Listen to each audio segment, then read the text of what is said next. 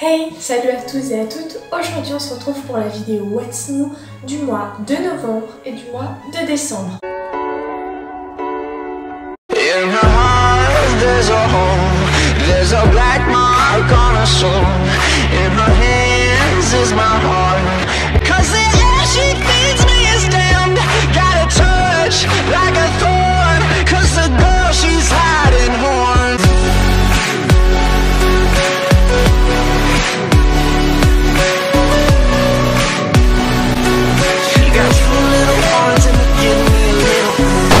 Alors premièrement dans la catégorie Seinen, n'oubliez pas dans la barre d'infos il y a le sommaire de la vidéo. J'ai Pika pour Starving Anonymous avec également 6 tomes, c'est également un Seinen. C'est une saga que j'ai pu lire parce qu'un de mes amis avait quasiment tous les tomes qui sont parus quoi.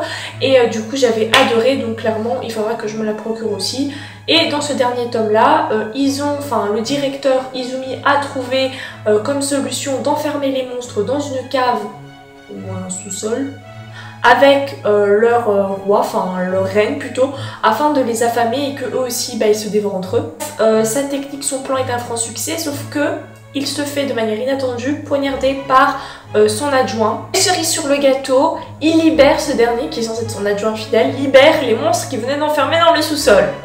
Bravo, invasion de monstres qui sont encore plus rebutés et terrifiants, poussés par la faim. Il est un peu plus joyeux, il est quand même triste, mais beaucoup moins gore que les deux présents que je viens de vous présenter. Il s'appelle les deux présents que je viens de vous présenter. Les deux précédents que je viens de vous présenter. Donc c'est Je veux manger ton pancréas, qui existe en drama, en film, en light novel. Et d'ailleurs le light novel je crois il sort simultanément avec le tome 1 et le tome 2 sortira en mars. Voilà, et cette histoire-là, je l'ai vue en film. Par contre, pour ceux qui veulent découvrir le manga et voir le film, regardez le film après avoir lu le tome 2, donc, puisque de toute façon, c'est qu'une saga en 2 tomes, voilà. Mais ne le regardez pas après avoir fini le tome 1, parce que sinon ça va vous dégoûter. Mais clairement, ça parle de Sakura, qui est une lycéenne assez extravertie, qui a une grave maladie qui est liée à son pancréas, justement. Et à l'hôpital, elle va faire tomber son journal, et il y a un de ses camarades de classe qui est asocial, mais qui est trop mignon, en tout cas dans le film. Disclaimer, les dessins du manga et les dessins du film, je trouve pas qu'ils se ressemblent des masses perso. Bref, donc il va trouver son journal et de fil en aiguille, ils vont se rapprocher et elle va lui demander pendant une année de vivre avec lui ce que des gens normaux vivront tout au long de leur vie. Donc des voyages, des sorties, des ceci, des cela, parce que c'est très bien qu'avec sa maladie, il lui reste plus beaucoup de temps à vivre et c'est cette histoire qu'on va suivre. Mais je vous préviens, la fin, parce qu'on sait déjà ce qui va se passer à la fin puisqu'elle est malade, mais la fin, elle est dite différemment de ce que tu pensais. Vous comprendrez pour ceux qui ont vu le film et vous comprendrez d'autant plus quand vous aurez lu le manga, le tome 2. L'édition Meian le 10 novembre, donc le lendemain de mon anniversaire, sort Angol Moïse tome 1 et tome 2 simultanément, mais je ne vais pas m'attarder sur ce manga qui parle de l'invasion de la Mongolie, puisque du coup je pense qu'à l'heure actuelle où vous voyez cette vidéo, celle sur Angol Moïse est déjà sortie, donc je vous en avais déjà parlé, donc n'hésitez pas à voir la vidéo. Ensuite je vous avais dit que chez Kana j'avais découvert le Shoujo Jardin Secret et que j'avais bien aimé le concept de je suis un homme mais j'aime mon passe-temps c'est les fleurs, et du coup les gens ils pensent que c'est pas super viril et donc je cache mon passe-temps. Et là encore on a une nouvelle une nouvelle série chez Kana qui s'appelle Sexy Doll et le tome 1 est déjà sorti et en décembre sortira le tome 2 et tout simplement ça parle de Gojo, un lycéen solitaire qui a pour passion de coudre, je crois, d'être artisan, et il veut fabriquer des poupées pour le Hinamatsuri. Il a cette passion lui aussi, et jusqu'au jour où Marine, qui est un petit peu la fille la plus populaire de l'école et qui est vraiment très très belle, et on voit vraiment que c'est une gale comme ils l'appellent au Japon, donc elle est blonde, elle est manucurée, etc., va le voir se servir d'une machine à coudre. Donc lui ça fait flipper vu qu'il veut cacher son secret, mais de fil en aiguille ils vont devenir proches puisqu'elle va lui demander de réaliser sa tenue de cosplay. Et le cosplay c'est quelque chose que j'adore, qui m'attire depuis un certain nombre d'années. J'ai plein de projets par rapport à ça, mais ça n'arrivera pas forcément tout de suite. Mais plus particulièrement j'aime beaucoup le cosplay assez sexy, donc comme on pouvait voir dans Dumbbell, le professeur qui avait par exemple elle faisait des cosplays du jeu vidéo Nier Automata, mais elle était toujours sexy, c'est-à-dire c'était pas juste simplement le personnages, c'était vraiment des habits très recherchés, des maquillages, etc. bien faits.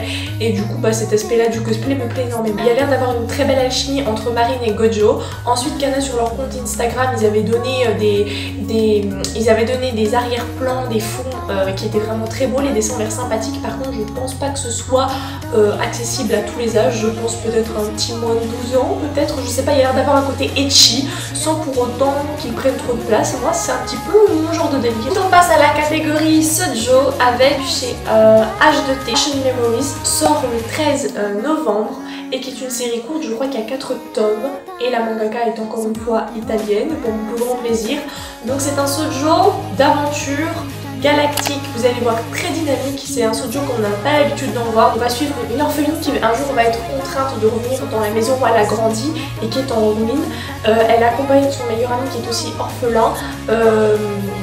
Il faut savoir que cette héroïne, elle a des pertes de mémoire, donc c'est pas très joyeux, pas très joyeux. Heureusement que son ami est là pour l'aider, quoi. Et un jour, elle active malencontreusement dans le laboratoire de feu son père un appareil qui va libérer les particules de Keller et ça va attirer l'attention de l'armée royale. On présuppose qu'il y a un gros mystère autour de ça, donc peut-être qu'elle va en apprendre plus sur elle, sa famille, le passé, pourquoi ça attire tant l'attention. C'est bizarre quand même que l'armée royale, quoi, elle veuille aller jeter un coup d'œil. Et ça signe du coup la fin de la vie paisible de cette jeune fille. Donc quand même en étant orpheline dans les trucs de mémoire, je sais pas si ta vie elle était paisible quand même, mais bon. Clap de fin aussi avec son 6ème tome chez Soleil Manga de Legendary Love, dont je ne possède malheureusement que le tome 1, et c'est con parce que quand j'étais dans le tram, tout le monde me regardait parce que j'étais mort de rire. Voilà, j'étais mort de rire, j'avais un gros sourire aux lèvres tellement que cette histoire est magnifique. Les couvertures sont magnifiques, surtout la couleur un peu rose, jaune du dernier tome, vachement cool. Donc en fait c'est une fille qui ne connaît pas son père et sa mère est très fan d'un livre d'ailleurs. Elle dit que l'amour de sa vie est dans ce livre là et elle lui raconte l'histoire et un jour la fille tombe sur un parchemin, je sais plus, ça fait longtemps que je l'ai lu, et donc du coup elle va se trouver happée dans l'histoire. Donc moi c'est mon délire, hein. Je suis très fan de Cœur d'encre, donc ce genre de choses je surkiffe. Et elle va rencontrer ce personnage là qui est absolument à l'inverse de ce que sa mère lui avait décrit, qui est flemmard, etc. Et en gros elle va devoir essayer de sortir de là, sauf qu'elle va avoir des missions entre temps, et puis en plus elle a un secret si tu veux, c'est que malgré son côté qui a l'air doux, calme, frêle, elle a une force pas possible. Elle peut t'empoigner, tu fais 1m80, 100 kg, elle va te soulever comme un sac de riz tranquille. Dans ce dernier tome, du résumé que j'ai pu en lire, on apprend que Kashi va être jeté d'une tour par un mystérieux individu. Merci pour le spoil. Bah en même temps quand je fais des vidéos What's New et que je suis autant en retard sur une série, c'est sûr qu'au bout d'un moment je me fais spoiler. C'est la vie. On a un shoujo, mais aussi sur internet des fois on dit que c'est un seinen de Bloom Into You ou Yagate, je sais plus trop quoi, parce que moi j'ai vu l'animé de base, donc là je suis en plus en plein rewatch avec ma petite sœur parce qu'elle a lu le tome 1 qui était à 5,95 €, elle voulait absolument que je vois l'animé avec elle, même si je l'avais déjà vu donc je lui ai fait plaisir. Toko et de Nanami. Je viens de me rendre compte que je viens de dire le nom et le prénom de la même meuf. Toko Nanami, c'est elle. Je voulais dire de Koito et de Nanami Toko, donc on va dire Nanami et Koito, parce que tout simplement c'est comme ça que j'ai l'habitude de les appeler quand je regarde l'anime avec ma soeur, donc bon voilà. En gros c'est tout simplement cette jeune fille qui lit des shoujo et qui n'a jamais connu l'amour mais qui rêve de les connaître. Elle connaît tout de la théorie, les musiques, les films et tout, mais elle ne connaît rien de la pratique. Un garçon du collège lui a fait sa déclaration d'amour et elle ne sait pas comment répondre parce qu'elle n'a pas de papier dans le ventre. Elle n'a pas de club et on lui propose donc d'aller au bureau des élèves où elle rencontre cette fille qui est vraiment parfaite, bonne, trop belle, gentille et qui va foutre un râteau à un jeune homme. Et du coup elle se dit bah mince, elle est comme moi, c'est trop cool, on va pouvoir échanger parce que moi je sais pas ce que c'est qu'être spécial. Le voilà, aucun spoil, cette fille tombe amoureuse de celle-là et se dit au final bah je me suis trompée, elle n'est pas si, voilà, si autant comme moi, mais elle va rester avec elle tout simplement dans sa quête de découvrir ce qu'est l'être spécial. Donc je n'ai lu que le tome 1 tout simplement parce qu'il a 5,95 jusqu'à fin décembre. Ce tome là adapte l'épisode 1 et l'épisode 2 et je crois même un tout petit peu du 3. Le troisième tome qui sort du coup en décembre très exactement adapte du coup les épisodes 5 et 6 où justement on voit que la meilleure amie de celle-ci est amoureuse d'elle et qu'elle est donc très jalouse de celle-là. On comprend un peu plus sur sa sexualité, l'acceptation de soi. Il y a une rivalité qui commence avec elle, surtout que elle commence de plus en plus à l'aimer et elle au final se rend compte qu'elle l'aime mais elle découvre sa facette assez faible, etc. Et donc franchement moi j'ai hâte de lire la suite parce que même si j'ai vu l'animé, donc pour l'instant les tomes clairement je les connais parce que à part l'histoire de je n'ai jamais des papillons dans le ventre qu'elle dit dans ce tome là, qui avait été remplacée par aucune déclaration ne m'a fait d'effet dans l'animé, clairement ça suit mais tellement bien, donc j'espère que ce sera comme Citrus, c'est à dire qu'au départ ça fait, enfin genre les premiers voyez habillée d'une façon différente parce que je viens de me rendre compte au montage que la caméra avait coupé. Ça veut dire que j'ai parlé tout le reste de la vidéo dans le vide, donc il faut bien que je vous la refasse. Donc on passe à la catégorie yaoi et yuri confondus. Akihabara Fall in Love, qui est un yaoi des éditions Boys Love, et je crois qu'il est dans la collection Hana, et qui parle d'un jeune homme qui s'appelle Asegawa et qui a toujours été harcelé quand il était plus jeune parce qu'il avait des lunettes et du coup il a jamais voulu être associé à l'image des otaku, et donc du coup plus tard, quand il s'est mis à travailler, bah, c'est devenu un salariman respectable. Le problème, c'est qu'il bosse à Akihabara. Akihabara qui est quand même le quartier phare pour tout ce qui est manga, jeux vidéo, tout ce qui est otaku. Et comme par hasard, un jour, un jeune otaku avec des lunettes, frêles et hop perdu, va se retrouver à sa charge et il va devoir s'occuper de lui et il va être amené à plonger dans l'univers otaku qu'il a toujours voulu éviter. Et peut-être que une histoire d'amour va naître, et peut-être que dans cet univers qu'il a toujours voulu éviter, il va trouver son compte. Qualifie-moi que tu m'aimes, toujours aux éditions Boys Love. Quelle serait votre âme sœur si vous pouviez lire dans les pensées des autres? Bah évidemment, vous prenez l'exemple d'Edward Cullen dans Twilight et vous sortez avec une Bella avec laquelle vous ne pouvez pas lire ses pensées. Logique, non? Bon, vous pouvez pas le savoir en même temps, vu que vous ne pouvez pas lire dans les pensées des autres. Mais ça va être le cas de Hayashida qui lit tout le temps les pensées des gens et ça l'énerve et il veut enfin trouver quelqu'un avec qui ça ne fonctionnerait pas. Comme ça, il serait enfin tranquille. Le problème, c'est qu'il ne trouve pas, et un jour il tombe sur une personne qui s'appelle Mori et qui lui ne pense qu'aux nanas à leur poitrine. Il a assez mauvaise réputation, il peut quand même lire ses pensées, mais il va se rendre compte qu'entre ses pensées et ce qu'il dit dans la vraie vie, c'est exactement la même chose, et donc il parle sans filtre, comparé aux autres qui sont souvent hypocrites. On censure souvent nos pensées, et donc du coup il va s'intéresser à lui, et il va commencer à éprouver certaines choses quand il va se rendre compte que ce personnage-là qui a mauvaise réputation et qui pense qu'à des nanas va commencer à le trouver mignon, etc. Mais je me demande, est-ce que ce serait pas lié au fait que, après avoir découvert que ce Mori-là disait exactement ce qu'il pensait, il va avouer en fait qu'il avait ce pouvoir de lire dans les pensées. Est-ce que Mori justement ne veut pas jouer avec lui, sachant que c'est son pouvoir, et donc penser des choses pour déstabiliser notre Hayashida? Et du coup, moi j'aimerais bien le lire pour découvrir cela. Ensuite, une série que j'avais découvert en animé au tout début de ma chaîne. D'ailleurs, je crois que c'est une des toutes premières vidéos que j'avais fait. Mais je vous conseille pas d'aller la voir parce que le son était absolument dégueulasse, les images, il n'y avait pas de transition, c'était pas dynamique, mais c'était Citrus. Et je sais qu'il y a un manga qui va s'achever le 22 novembre avec 10 tomes et en simultané sortira le tome 1 de Citrus Plus. Et donc, je vais pas vous spoiler l'intrigue, mais à mon avis, ce sera comme la Mission Impossible, c'est-à-dire que les lunettes seront encore ensemble et elles vont essayer de pousser leur relation de manière plus mature. Parce que dans l'anime, il y a beaucoup de je t'aime, moi non plus. À la fin, comprenez que peut-être elles se mettaient ensemble, mais moi je me dis, vu comment elle est la brune, à chaque fois elles vont dire on est ensemble et aux autres on n'est pas, etc. Et au final, même si elles officialisent des choses, pour moi elles sont pas ensemble. Donc à mon avis, ce qui est spécial dans Citrus Plus, c'est montrer qu'elles sont ensemble. Je trouve que c'est vraiment un coup de cœur Yuri, parce que pour moi c'est du Yuri pur et simple. Et donc j'aimerais bien me faire la petite collection parce que je ne l'ai jamais fait en manga, mais ça me serait tardé. Le 12 décembre, il y a un Yuri en 6 tomes. Alors, c'est marqué sur internet, c'est érotique et Shoujo Ai. Shoujo Ai, c'est-à-dire qu'il y a une relation lesbienne, mais qu'elle n'est pas le point principal du manga et qu'elle n'est pas notamment explicite. Moi, je pense que c'est plutôt du Yuri, mais après je n'ai pas lu, donc je ne peux pas savoir. C'est Octave et ça me plaît. Ça parle de Yukino qui vit à Tokyo et qui a un job qui la frustre. Limite, elle est en dépression, elle voit sa vie en noir, elle a besoin d'attention, elle n'en reçoit pas. Un peu comme dans le manga, je crois que c'était Solitude d'un autre genre. Donc elle va rencontrer un jour Setsuko, avec qui elle va partager une nuit. Et à mon avis, puisqu'il y a cet homme, c'est qu'elle va partager plus qu'une nuit avec cette Setsuko. Et je pense qu'il y aura, plus que leur roman, je pense qu'il y aura plutôt un domaine psychologique, drame, slice of life, de réflexion sur soi. Et moi, c'est ce qui m'intéresse principalement dans le Yuri. On passe du côté culture, on va dire, donc tout ce qui est classique, philo, etc.